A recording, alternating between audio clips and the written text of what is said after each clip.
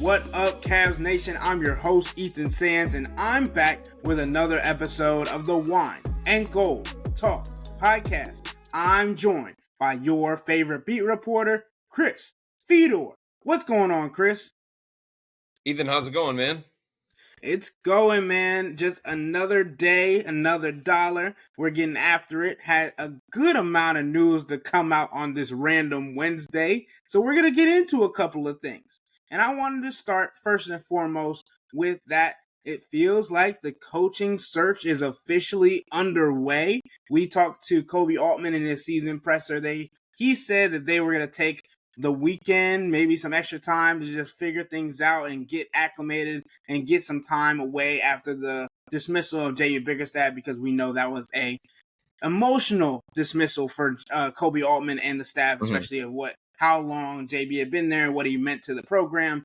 But now it has been reported that there are two coaches that are now going to be interviewed by the Cavs for the head coaching position. This is not the first time that we've heard of these two guys. Kenny Atkinson is the main one that we want to start with because, Chris, he's got a lot of reputation. He's got a lot of resume. Can we talk about these two guys and what they bring to the table, as well as how much of a fit they could be for this Cavs team? Yeah, I think both of them are logical candidates. Also, I reported tonight that the Cavs are expected to ask for permission to interview Johnny Bryant, the associate head coach of the New York Knicks. And the belief around the league is that the Cavs are also hoping to have an interview with Mike Onori, the assistant coach from the Minnesota Timberwolves, who has been filling in for Chris Finch as the head coach. Don't know when those would be. Don't know if the Cavs have asked specifically for permission on either one of those at this point in time, but the belief is that the Cavs are expected to ask for permission on both, and that both of them are on the Cavs coaching radar. But when you talk about Kenny Atkinson and you talk about James Borrego, Ethan, both of them are logical fits because, look, if you're an organization like the Cavs, coming off back-to-back playoff appearances, made the Eastern Conference semifinals for the first time in more than 30 years, you don't want to say that a first-time head coach can't be the one to take the team to the next level, because there could be one of those assistants who have never been a head coach that fit the profile and that interview really, really well and have the things that the Cavs are ultimately looking for. And there could be the next Mark Dagnall out there. There could be the next Chris Finch out there. There could be the next Eric Spoelstra out there. It's very, very difficult to forecast those things. And I think when you're talking about this kind of coaching search and moving on from J.B. Bickerstaff, who was successful, who did things well for this organization for more than 4 years, he got them to this point. It just feels like if you're going to go down this road, you want to eliminate as many variables as possible, because there are always variables in any coaching search. It's hard to know how an assistant is going to transition into a head coaching role. All the different responsibilities, all the different pressure, all the different situations that they're put in, the day-to-day stuff that now they're going to be responsible for, compared to what it is as an assistant, where it's more, game plan, scheme, X's and O's, breaking down film, working with specific players and player development, all that kind of stuff. It's just hard to forecast those things. So it leads me down the path of, unless the Cavs get blown away by a potential first-time guy, an experienced head coach from the past would make a lot of sense for this situation. Because they're trying to get to the same level as Boston and Milwaukee and Philadelphia. They're trying to become a championship contending team. And it just seems more likely that, Kenny Atkinson, because of his head coaching experience, or James Borrego, because of his head coaching experience, Terry Stotts, because of his head coaching experience, maybe Frank Vogel, because of the same thing, that those guys fit better what the Cavs are ultimately hoping to get out of this hire. Yeah, maybe for some more clarification, on Wednesday afternoon, it was reported that both Kenny Atkinson and James Borrego. The Cavs got permission to interview these two guys, and Kenny Atkinson is the Golden State Warriors assistant coach, if I am not mistaken, and he has had different. He's had head coaching experience with the Brooklyn Nets for 4 years, and then also James Borrego is the New Orleans assistant coach, but he has had 4 years of head coaching experience with the Charlotte Hornets, and he also had a season of coaching, being the head coach of the Orlando Magic. The one thing that kind of stood out to me when I was looking through these guys' head coaching resumes, Chris, one is that neither of these guys had really good success rates as head coaches, but that also is a testament to the players and the teams that they were coaching. But combined, they only had 2 winning seasons. But like you said, being around different people, being around Steve Kerr for Kenny Atkinson is a big portion. James Borrego being able to be around those guys, those winning teams as well, can play a factor in what we're talking about and how influential it can be for them to get this interview, but also how they can fare in the running for this coaching position for the Cavs. Like, I think you have to go deeper, Ethan, than just the win-loss record, because so much of that is predicated on the situation that they're put in. Both James Borrego and Kenny Atkinson took over basic rebuilds. One of them in Charlotte for James Borrego, and the other one in Brooklyn at a time that, the Nets were trying to build something sustainable. It was before Kyrie Irving got there. It was before Kevin Durant got there. It was before the ownership change as well. They were just trying to put something in place, very similar to what JB Bickerstaff had to do for the Cavs. Kenny Atkinson, for him, that was a big-time coaching makeover. And by his third year, he got them to the playoffs, and he got them playing a specific style, and he got them to a winning record. And I think a lot of people felt like, hey, that Brooklyn team was one to watch. That is a team that is on the rise. That is a team that speaks to his player development capabilities, his X's and O's, his game plans, his schemes, all that different stuff. And then all of a sudden, the expectations changed. The team around him changed. It was no longer Caris LeVert, Jared Allen, D'Angelo Russell, these plucky underachievers that Kenny Atkinson was able to get the most out of. It was all of a sudden, here come the stars. Can you handle their personalities? Can you find a way to get the most out of them? And it was clear that when those guys came in and the ownership change happened in Brooklyn, that Kenny Atkinson wasn't entirely comfortable with the situation. The Nets weren't entirely comfortable with him as the coach either, and they decided to go their other way. But like, situations oftentimes determine what a guy's win-loss record is. The thing that stands out to me, Ethan, is that Kenny Atkinson has coached under Mike D'Antoni. He has coached under Mike Budenholzer. He has coached under Steve Kerr. So some well-respected head coaches in the NBA that wanted Kenny as a part of their staffs for a variety of reasons. And I think being able to learn from different guys along the way and going to a place like Golden State on the heels of everything that happened in Brooklyn, I think that was really, really good for him. I think he was able to see the game through a different lens. He was able to win a championship alongside Steve Kerr. Steve Kerr has given his stamp of approval on Kenny Atkinson. And then when it comes to James Borrego, that was a terrible situation in Charlotte. I think everybody understands that. I think there are legitimate questions about how he handles the locker room. I think there are legitimate questions about how he handles egos, and can he manage different personalities, or is he just an X's and O's guy? Is he just an ATO guy? Is he just a scheme-related film junkie who can get in a dark room, in a film room, and break it down with the best of them? Because there are so many things that go into being a head coach, and it goes beyond the X's and O's. It goes beyond the in-game adjustments. It goes beyond the lineups and the rotations. It's, can you manage people? Can you communicate in a way that these guys are going to believe in you and want to follow you? And to be honest with you, a couple of people that I've talked to very close to the New Orleans situation believe that James Borrego is better suited as an associate head coach or a lead assistant, where he can focus on the offensive side of the floor, and that's what he's best at. He took the Pelicans from 20th in the NBA to 11th in the NBA on offense. So there are people that believe that he's better suited for that particular role, but I can understand why the Cavs want to kick the tires and see if he's ready for another go at it as a head coach.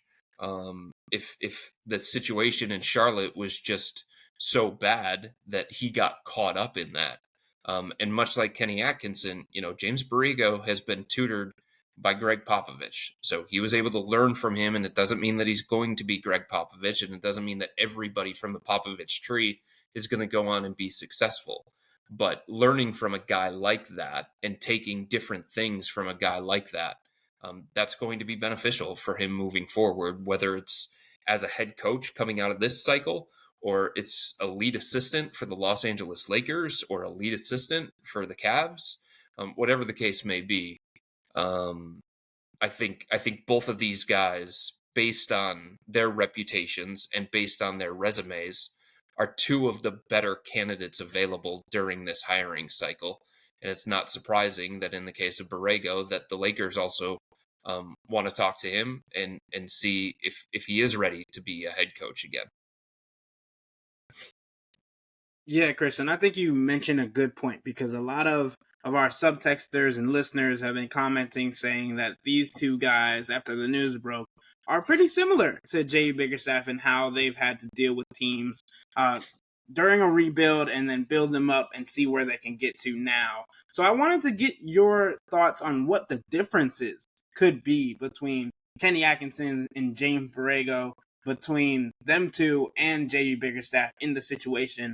Or is it kind of a wash, rinse, and repeat cycle that we've been seeing questioned by a lot of the people on just subtext and around the social media verse as well?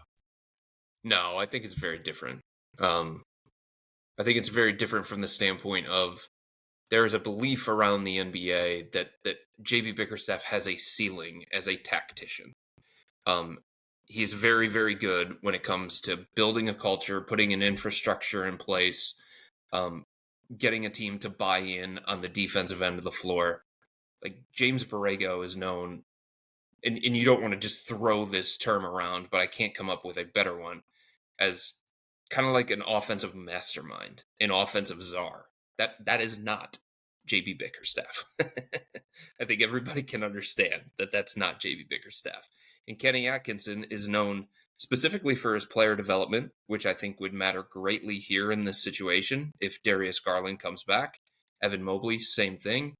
Kenny Atkinson, very detail oriented, very into the X's and O's and offensive schemes, and he is perceived to run really, really good stuff on the offensive end of the floor, and he is very analytically driven.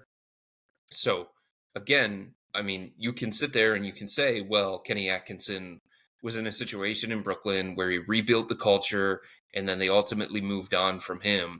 But the situation changed drastically on him the minute that Kyrie and Kevin Durant came in.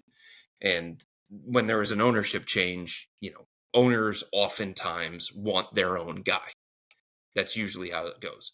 But I don't think Kenny Atkinson is the guy who's viewed as only a culture driver, only somebody who's going to be at the very beginning stages of a rebuild and not be able to take that team to the next level. I think there's a belief that his ceiling as a tactician, as an in-game manager, based on some of the things that he did in Brooklyn, is higher than somebody like JB Bickerstaff. And the same thing when it comes to James Borrego.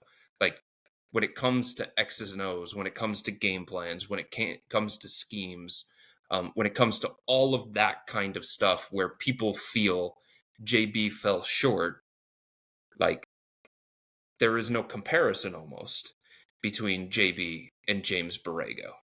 Like the shortcomings of James Borrego, the perceived shortcomings of James Borrego are the strengths of JB, actually. And the strengths of James Borrego are the perceived weaknesses of JB.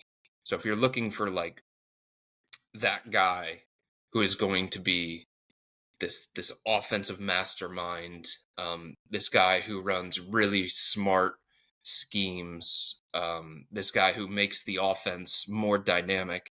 Just look at what he did in New Orleans, and there's evidence of that. And that's the reputation that he had coming from San Antonio when he was with Pop.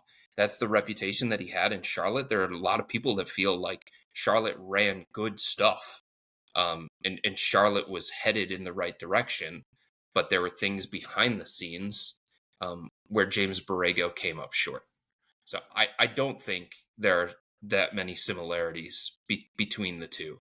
I think if there is more of a similarity, if you're trying to draw that comparison, it's more Kenny Atkinson to JB Bickerstaff than it is James Borrego to JB Bickerstaff.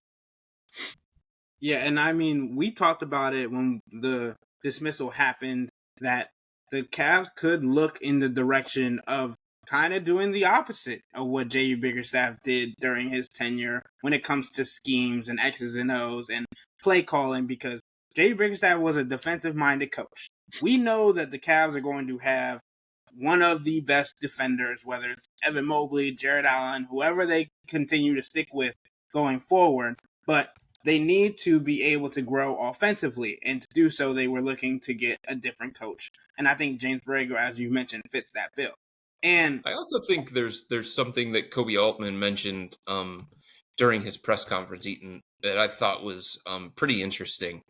And he was talking about having a different voice and having almost a different direction. I don't think that's saying like, hey, we're going to get away from defense and we're going to tap into offense. I think it meant like the values of each individual coach and the various principles in today's NBA. JB Bickerstaff, very old school. We all understand that. JB is somebody who wants to win the paint. JB is somebody who is very, very comfortable when it comes to size.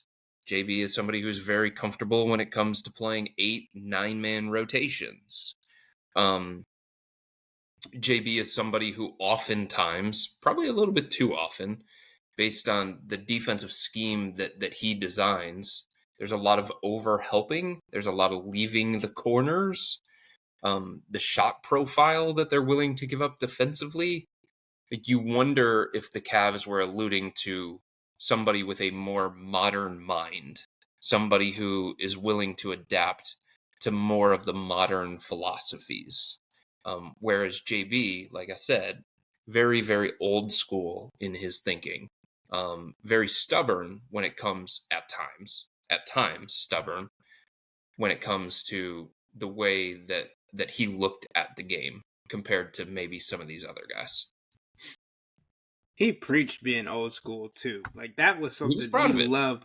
He loved talking about it. Like being physical, being strong, being defensive minded. Yeah, 100%. And that is something that he held his hat on and was going to go to bat for in almost every press conference. And even when it came to like battling it out and doing things the hard way, he said, I don't know why we're talking about foul calls when they sure weren't giving them out earlier in my career. Like this is a soft version of the NBA compared to what was going on. Not throwing words into his mouth. That's just the iteration that I would give. But I think the other thing when it comes to James Borrego situation is we've talked about trading pieces that could potentially help the Cavs move to a second level, a next level. And it always helps for a guy to be going somewhere and know somebody and see a familiar face. And we've talked about Brandon Ingram on multiple occasions as being a potential piece. And we know that James Borrego is currently an offensive assistant when it comes to the New Orleans Pelicans, and having those two shift over could be a potential pairing that could just end up happening. Might not have been the plan, but that could end up happening.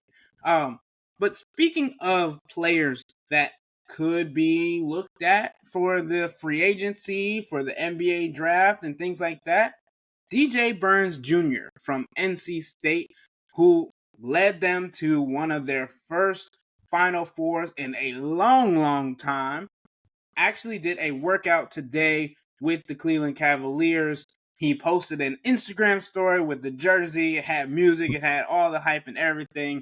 We know the era of social media nowadays. players are more likely to let you know what's going on in their lives rather than, like we said, the old school version of the game.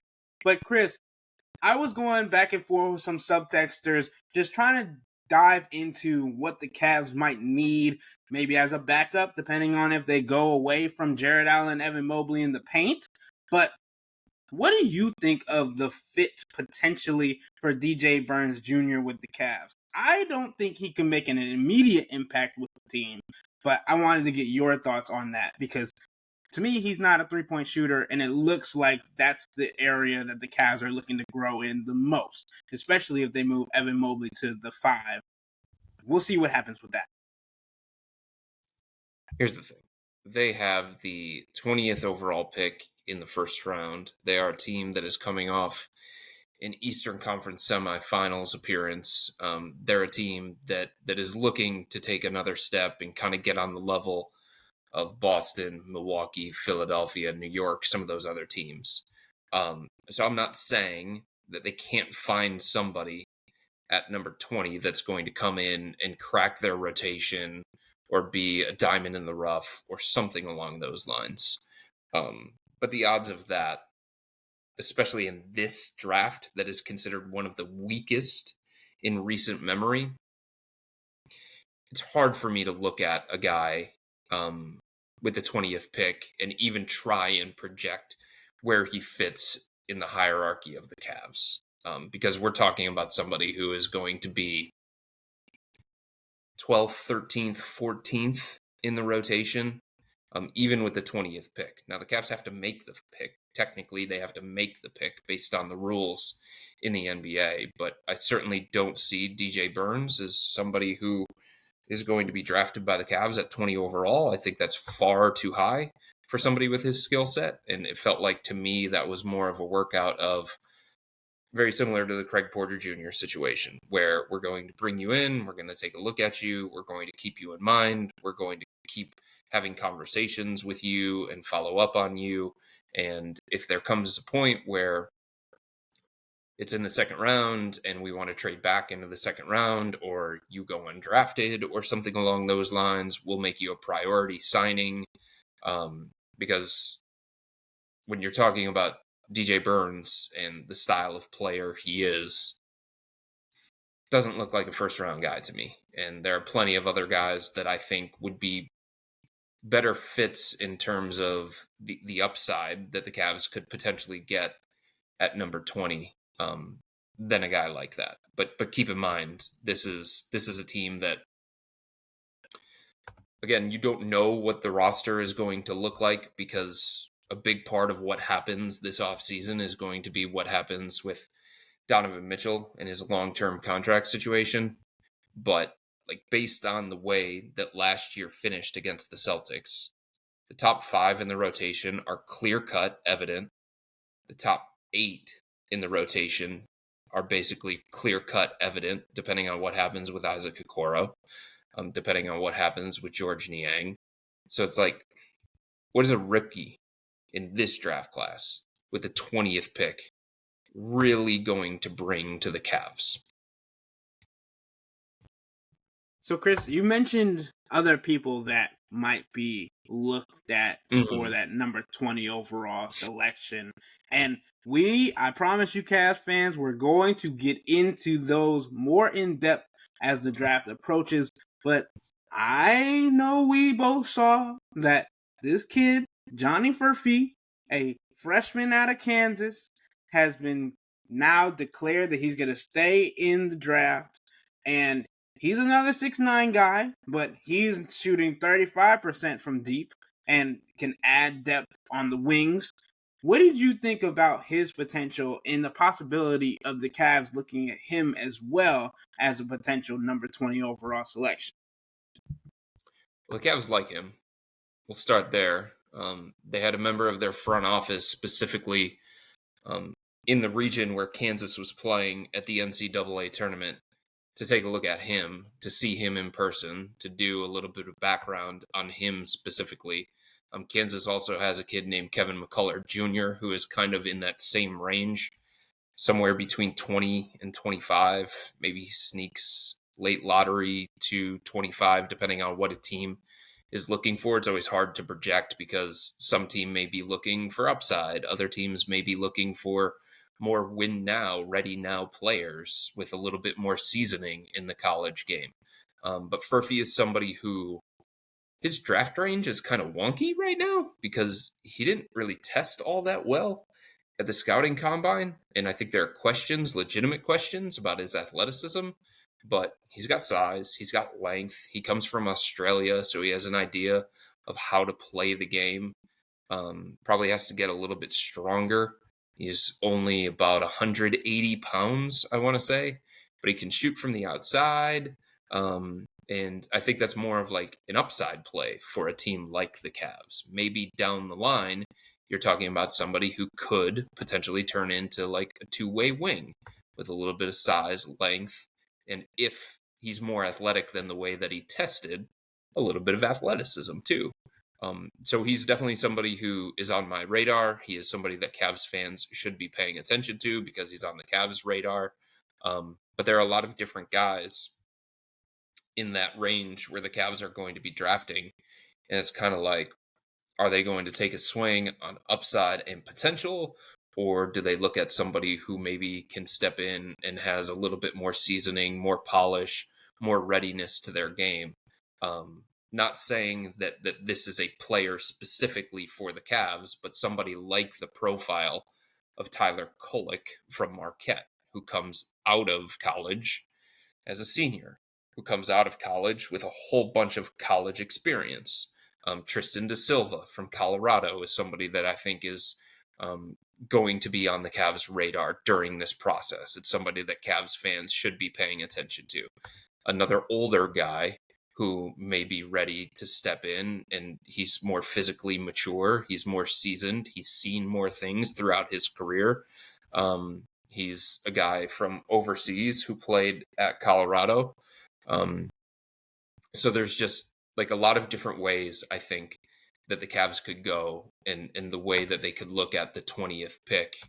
But I just don't see, high impact, at least right away, when we're talking about the weakness of this particular class. And there are going to be a bunch of guys that the Cavs are going to bring in for workouts, a bunch of guys that they're going to sit down and interview with, because who knows what the teams in front of them are going to be doing. Somebody that is still there at 20 on draft night is somebody that maybe other people don't have projected to be there at 20 on draft night, or somebody who is projected to go like 25, 26, all of a sudden flies off the board because they have a really good workout or they have a really good interview. It's a really, really tough spot for the Cavs to be in because there are 19 other picks that have to happen before them. And it's probably a long list of guys that they're going to be looking at. Freshman, sophomore, junior, senior, all of the above, any position, whoever can just be a guy that they consider best available, best fit for where they want to go moving forward. Yeah, Kristen, my prediction would be that the Cavs would more be active maybe in the trade market, trying to get guys that are ready now, because I feel like the Cavs are trying to make moves and are saying that we are in a win now situation. We want to elevate to the next level. We continue to succeed. We want to get to the Eastern Conference Finals. We want to get to the NBA Finals. We don't want to wait 2-3 years because, one, we're trying to convince Donovan Mitchell to stay and not request a trade, or if they can get him to sign an extension this summer. But also, just like, nobody wants to take a step backwards when you've been consistently making success over the last 3 years. So I think that the trade market might be best for them for that. And I know that they could more than likely look for upside when it comes to college players. Because like you said, there's not a lot. Like, we saw Craig Porter Jr. have a breakout season, be able to hop off the page and get into the rotation at the end, be like a third, fourth point guard for the Cavs.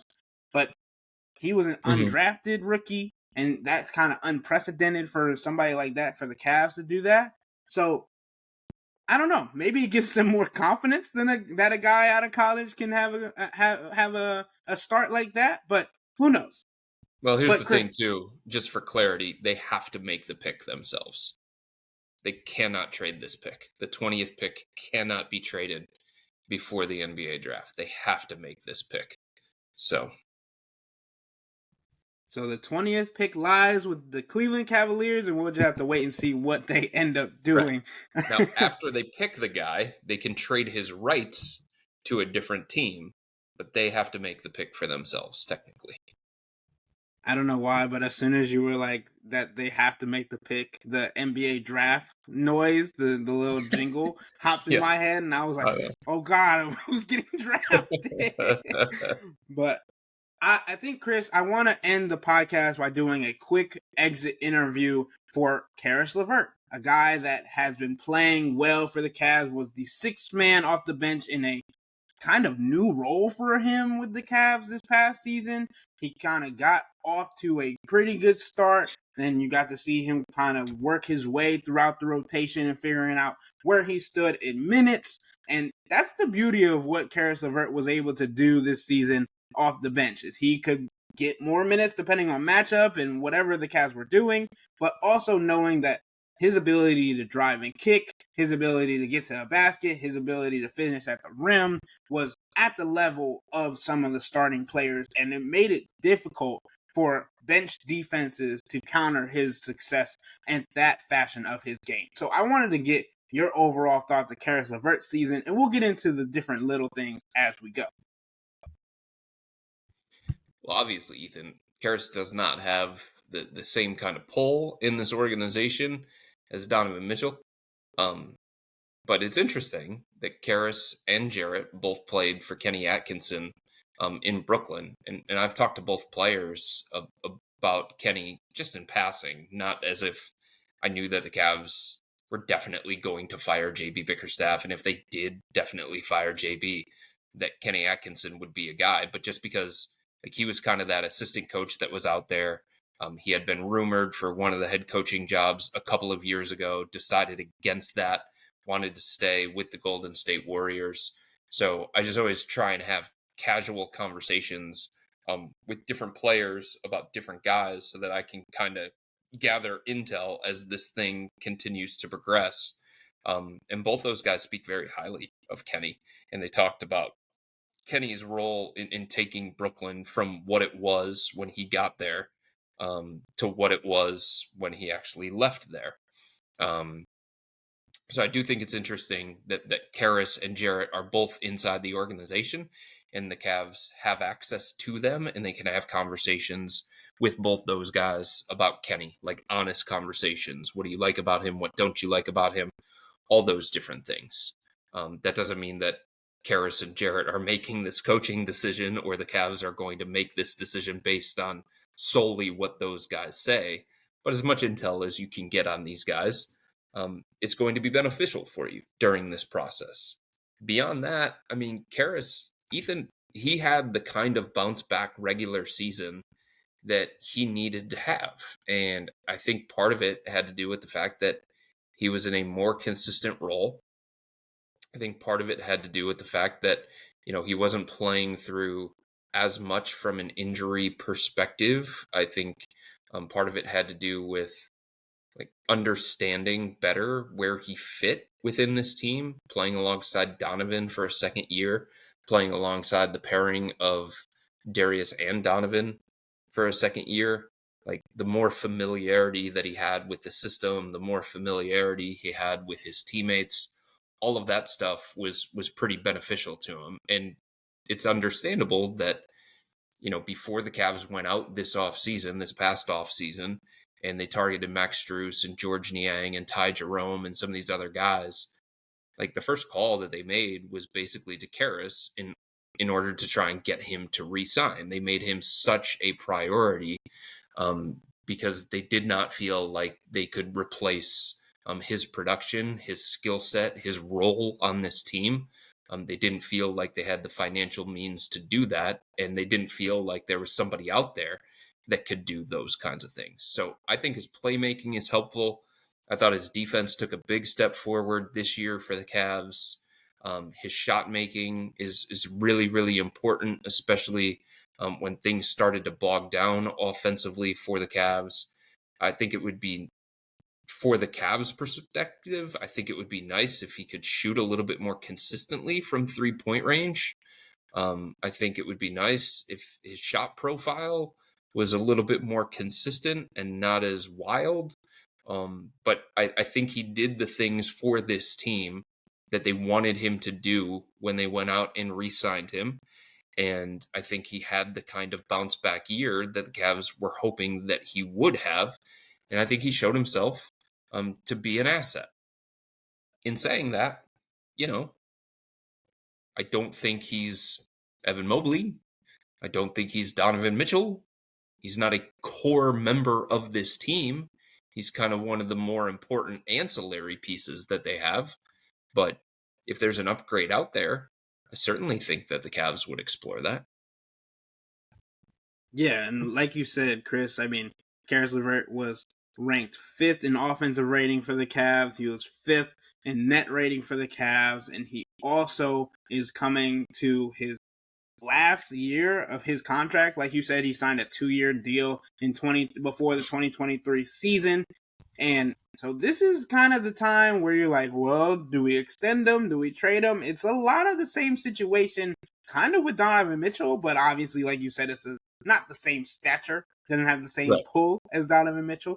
But Caris LeVert has, like you said, shown himself, and I would agree. I think the area that, like I've said earlier in this podcast, the area that almost everybody on the Cavs needs to take a jump for this offensive growth that they want in production would be at the 3-point range. And Caris LeVert is definitely in that scenario as well, because like I said, we know how good he is at attacking the basket, but it felt like he was probably better when it came to shooting from behind the arc, when the shot clock was winding down and craziness was ensuing and you didn't really know who else to go to but Caris LeVert. There was a point in the season where I was like, if Donovan Mitchell's not on the court and the shot clock or the game clock's going down, Caris LeVert's getting the ball. So, I really do think that he's just like a good guy to have in that locker room. But there are times where, like I mentioned, there's a time where he hit a tough shot to end a quarter, to end a shot clock, and he ran to the stands and said, put me in the effing game to say that, like, and he said this in a press conference also, that he wanted to play more. He wanted to get more minutes. And that's a scenario where you're looking at guys that they could be going to get that they might need to play Caris less. Caris could move down the totem pole depending on what they go and do. And that might not be what Caris wants because, like Chris said, he got so comfortable in that 6-man role. That allowed him to play to a better standard with the Cavs than he had in the past. And I just think that knowing how much he meant for this team this past season, but also knowing the interior working of this team and the minutes and how hard those were to come by this season, it could be a different conversation depending on what they decide to do going forward this offseason. I also think there are 2 other things that we need to point out here because they do matter to some degree. Donovan Mitchell and Caris LeVert share the same agent. Donovan Mitchell and Caris LeVert are very close.